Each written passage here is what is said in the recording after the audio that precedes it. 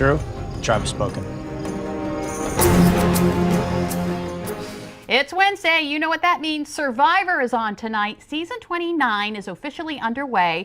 They're going to be on location in Nicaragua again, this time in the beautiful small community of San Juan del Sur.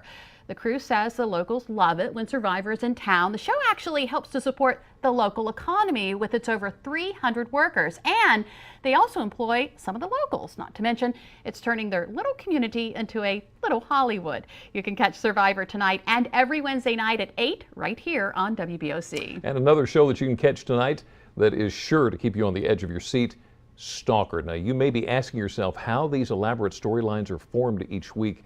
The crew reveals the secret behind how the drama remains so realistic. In fact, scary realistic. What the hell? It's him. My name is Jeff Dunn, and I am the officer in charge of the LAPD Threat Management Unit. Be 2 cameras, A and B, comment mark. Well, I've been with the Threat Management Unit for 17 years now. Drop it! Now! And about a year ago, Kevin Williamson approached me and came up with this idea of a stalking drama series and asked me if I'd be interested in participating. He sat here while he was filming her. It's, you know, the show's about the TAU, which is the Threat Assessment Unit of the LAPD, and it's based on a real unit that of detectives that investigate stalking incidents within the LA County. I went up the tree, and I can see directly into the living room. What are you doing? He's role-playing. What's going on? He likes to role-play. So presently, I am a technical advisor on stalking.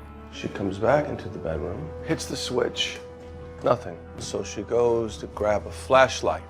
She thought she was safe until she saw the bulbs and the batteries in the drawer.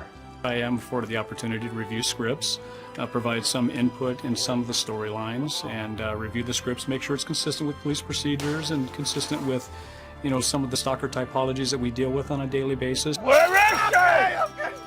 You know, they're always there to help us and walk us through it, and I always ask, you know, a bunch of questions about, you know, is this real? Is that how it works? Stalking by its very nature is a scary problem that a lot of people are dealing with. You claimed he harassed you by phone, followed you to class, inside your documents? The dude broke into her house. We don't know that. Yes, we do. Women are 3 times more likely than men to be stalked, but regardless as to who you are, it's very scary when you're dealing with it. I have women come up to me on a weekly basis and tell me their stories, you know, just your average women.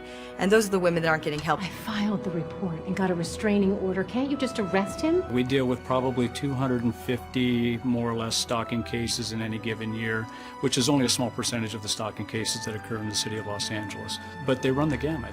Celebrity cases represent probably 15% more or less of the caseload that we handle at the Threat Management Unit. And really, most of the problematic victims are the common folks like yourself and myself that have problems with an ex-boyfriend, ex-acquaintance, ex-husband, ex-wife, ex-girlfriend.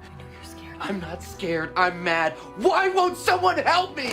I had a run-in with a stalker back in the 90s after Scream 2. It was like a zealous horror movie fan, and he would leave notes, and he broke into my house one night. It was enough for me to learn that there was a unit out there, that the TMU, that actually just sort of investigated stalking crimes. Stalkers' jobs are a lot easier now because of social media. He'd seen me. Seen you?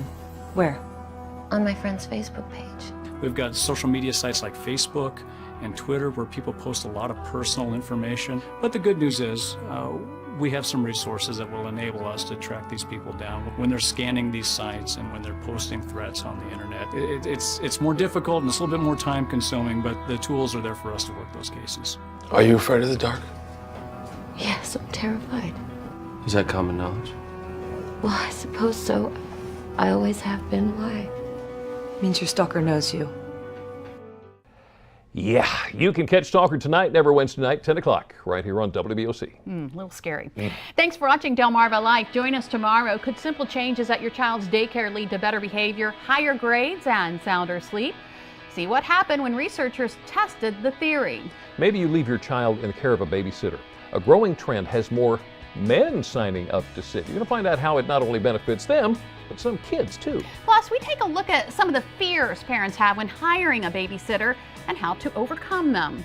Also tomorrow, NFL Hall of Famer Steve Young drops in to talk about the sport he loves, including his take on the Redskins and the Ravens, plus why he wants to give you the shirt off his back.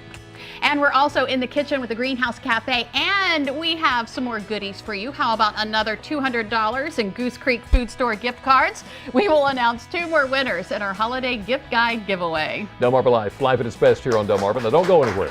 WBOC News at 6 starts right now.